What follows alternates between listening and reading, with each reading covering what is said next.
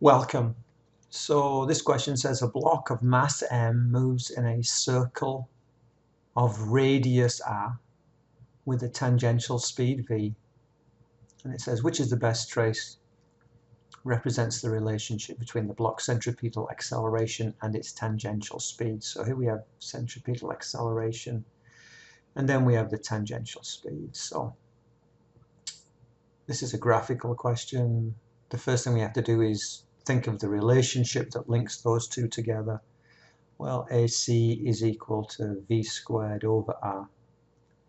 What I'd like to do is rewrite that. So I'm going to rewrite it as AC is equal to 1 over R times V squared. Okay, so you can see well, some people can see whether it's linear or inverse or parabolic or quadratic or whatever it is at this stage, but let's say you cannot. So what we do is we say, well, let's have our y-axis and let's have our x-axis. Let's make up a table.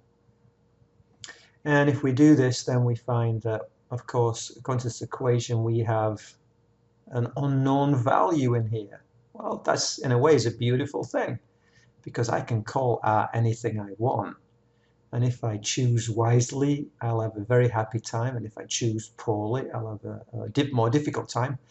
And frankly, the wisest thing to pick is R equals 1 because then this thing becomes 1 and I can simply ignore it. So let's put down here, let R equals 1 meter. So then it just goes 1 over 1 is 1. So now if my tangential velocity is 0, then my centripetal acceleration will be 0. And if my tangential velocity is 1, well, 1 squared is 1. If my tangential velocity is 2, well, 2 squared is 4. If my tangential velocity is 3, well, 3 squared is 9, and if my tangential velocity is 4, well, 4 squared is 16. And if you plot that out, let's just pretend we've not got this graph in the middle. So if I plot this out, then basically on my velocity I go 0, 1, 2, 3, 4. And this is my velocity in meters per second. And then in my acceleration, which is in meters per second squared, I'm going to go up to 16. So let's go 16. Let's do half of that is 8. That means there we have 12 and we have 4 and so on. Well, when we had, let's change colors so this stands out a bit. When that was 0, that was 0. And when this was 1, that was 1. And when that was 2, that was 4. And when that was 3, that was 9. So top, top, top, top, top, top, top. And when that was 4, that was 16. And I think you can see very clearly this thing is rising like that. It's getting steeper and steeper and steeper as time passes, as the velocity increases. And this is clearly the best choice of these guys is choice E on that one.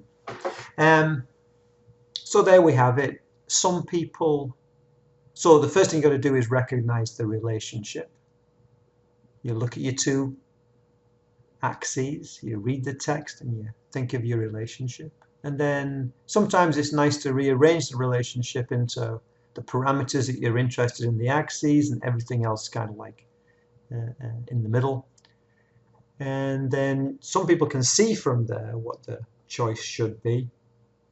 For other people, we have to work out the actual, a set of tables. So we just conveniently take care of this unknown so that it causes least disruption.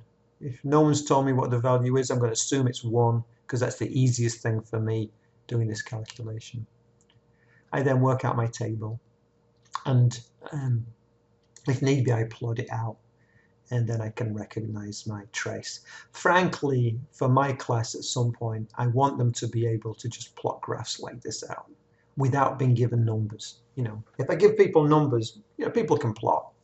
It's when you're not given numbers that people feel quite uncomfortable, and that's something to be overcome.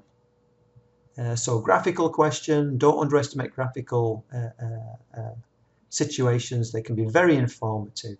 Engineers use them all the time. And there we have it.